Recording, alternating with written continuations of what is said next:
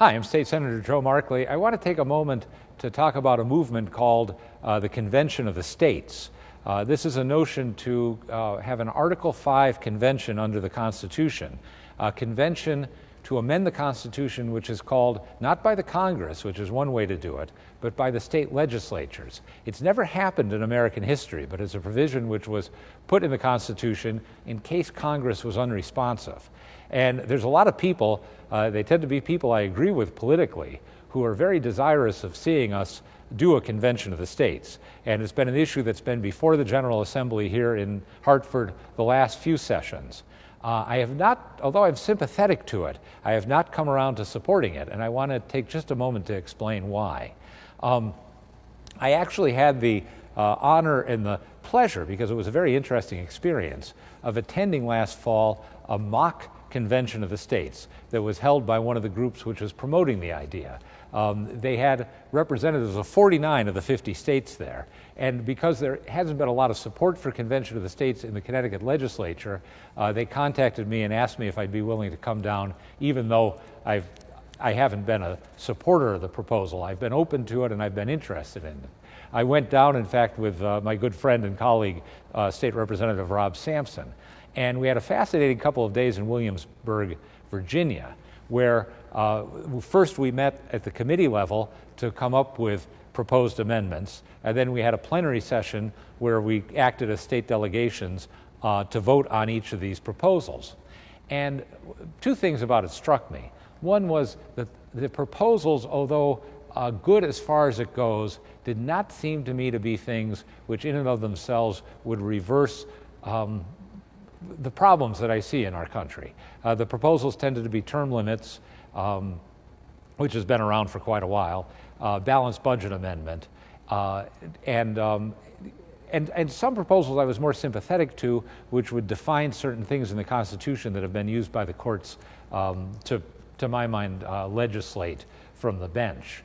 The problem is I don't think term limits necessarily are the answer. Obviously, we have the chance to turn over politicians in every election.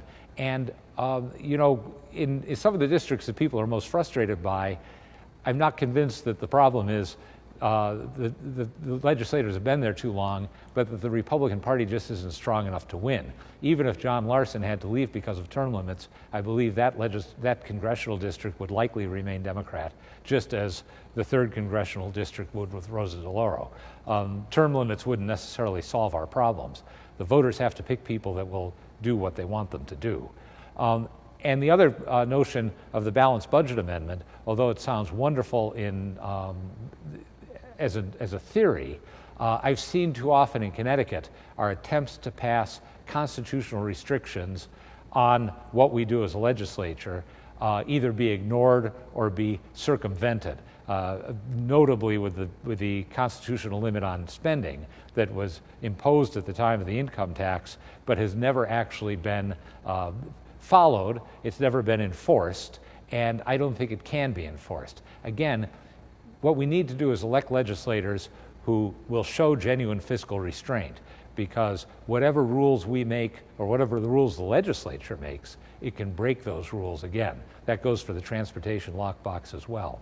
On the other hand, concerns have been expressed to me also by people I have great respect for, that any convention of the states could start proposing any kind of constitutional amendments, including ones that we might not like at all. And that the possibility of a runaway convention, to their mind, exists.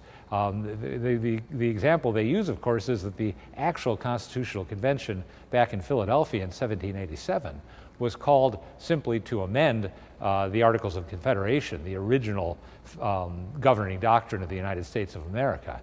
Instead, the convention went ahead and wrote a whole new document and came up with a whole new method of ratification. Fortunately, they wrote a great document. And I guess I'd close by saying they wrote such a good document that, to my mind, we don't have to amend it. All we have to do is honor it.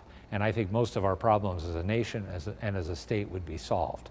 So, despite my sympathy for those who support the Convention of the States, I'm not there yet. I'm very open to it. That's one reason I went to Williamsburg, and I look forward to continuing that dialogue.